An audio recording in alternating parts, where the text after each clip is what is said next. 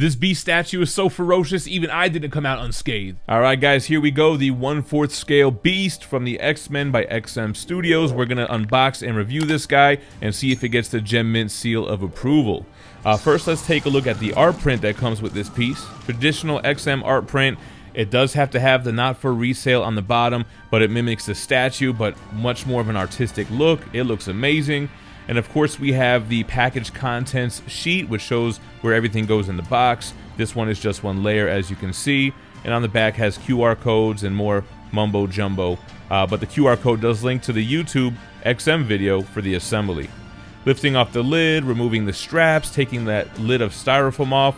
We can see the pieces below wrapped in paper and plastic, so let's get rid of that. And this one did also come with that plaque. So right away, I'm liking the color schemes. Let's look at the plaque.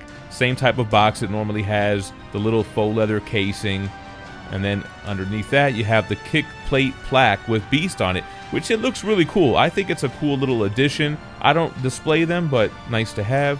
And now let's look at some Sentinel fingers. Absolutely love the metallic shiny paint from the pink to the blue, the weathering and the grime on the Sentinel, not to mention the battle damage with the claw marks.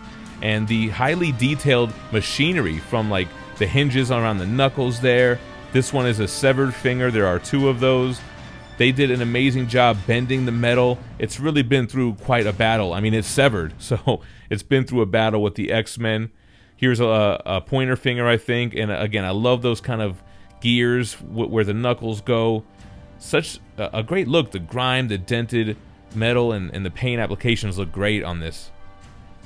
Here's a longer finger. It's like a little bit more broken. You do have those gold kind of highlights on there, which is a nice contrast. Same with that gray metal. They look really well done. Color-coded keys on the bottom, as you can see. And the last little piece of broken finger, because Beast is holding 2 fingers. Now this one does have some exposed cables and wires as well. Highly detailed on this base. Speaking of the base, here is the biggest part of it, the palm of the Sentinel hand. So much damage, so much wear, rusty rocks. You even have that kind of repulsor center with the broken glass. It's got that plastic to give you that effect. It doesn't light up, which is okay with me. I wouldn't have used it anyway. And here's the color-coded keyholes where the fingers will go. On to Beast. Great detail on the claws. I like the sharp claws on his feet. The sculpted in fur, I'm digging it. I like the highlights of blue. The paint job shows some nice differences from dark to light. There's the left foot, which is bent. His big chest, got the hair everywhere. You can see the muscle definition. And like I mentioned, holding 2 pieces of broken Sentinel fingers, claws, causing gash marks in that metal. Moving around to the back here. Great muscle definition in the fur. No seams here. Holding that other piece of Sentinel in his left hand. And then the portrait. So this is the Dr. McCoy portrait, right? With his glasses.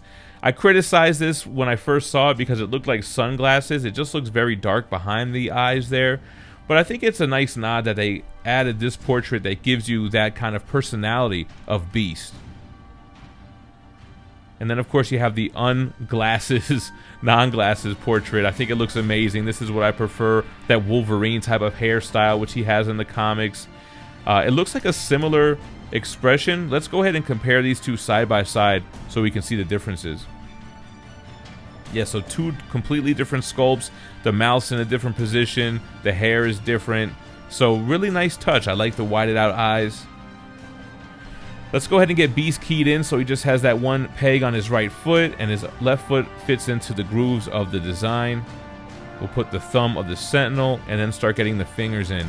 This one really reminds me of the XM Studios Magneto on Throne, the piece that really coined and set off the Sentinel dioramas for X-Men statues. And that one was so innovative because it was a throne piece. This one reminds me a lot like that. I think it'll pair great with it, actually. With all that base assembled, we'll just give it a quick spin. It looks beautiful. I love the paint job on this. The rocks are a nice touch, gives it a good contrast. The metallic paint job is amazing. The weathering and damage is top notch. Beast looks great sitting in the palm of this destroyed Sentinel. I think they nailed this 100%. Absolutely nailed this base. And let's look a little higher up. So we have Beast sitting there, right? You see the broken fingers. It matches what he's got going on. He's got a piece of that ring finger and thumb in his hand. He's perched up on top of it.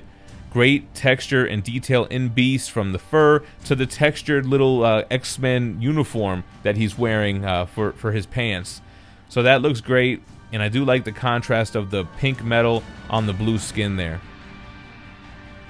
X logo on the belt too, a nice nod to the comics, the animated series. Overall, looking really, really good. All right, let's go ahead and get these portraits on. So we'll start with the portrait with the glasses.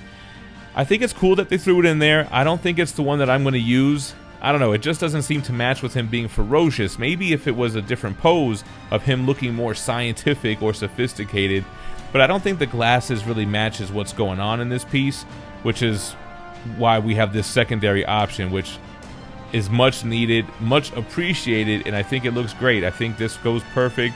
He's got the rage, he's angry, he's in battle. This portrait looks great. And look at all the different fur moving on his shoulder, just some nice closer details here. All right, y'all, before I give the dimensions, go over the price, the edition size, and whether or not this statue gets the GemMint seal of approval, I gotta thank Street Level Hero for sponsoring this video.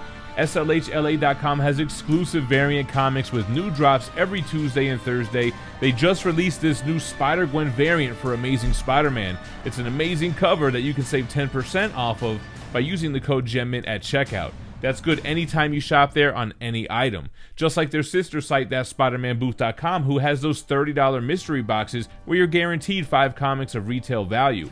One of those lucky boxes is going to have their GP, their giveaway prize, which is a raw copy of Fantastic Four issue 52, the first appearance of the Black Panther.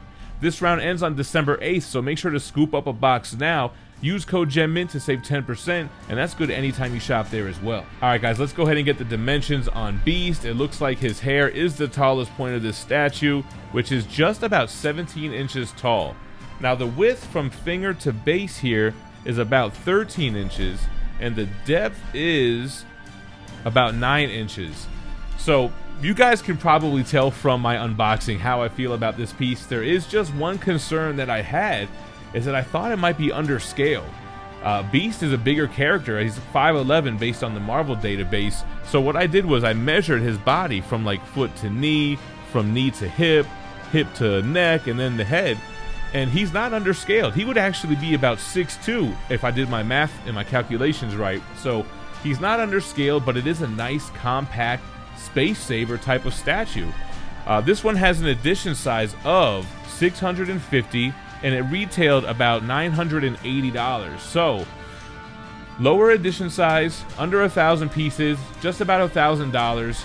Does it get the GemMint seal of approval? It absolutely gets the GemMint seal of approval. I think this piece is amazing. First of all, it's the only licensed quarter scale Beast, so it has zero competition.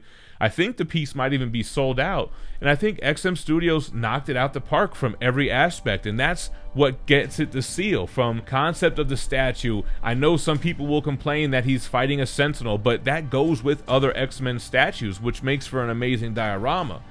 Look how big this Sentinel hand is compared to my hand. It's almost like twice the size of a human hand. The paint applications, they knocked it out the park, from just the rusty rocks to the metallic hand to Beast, really giving motion and depth in his fur.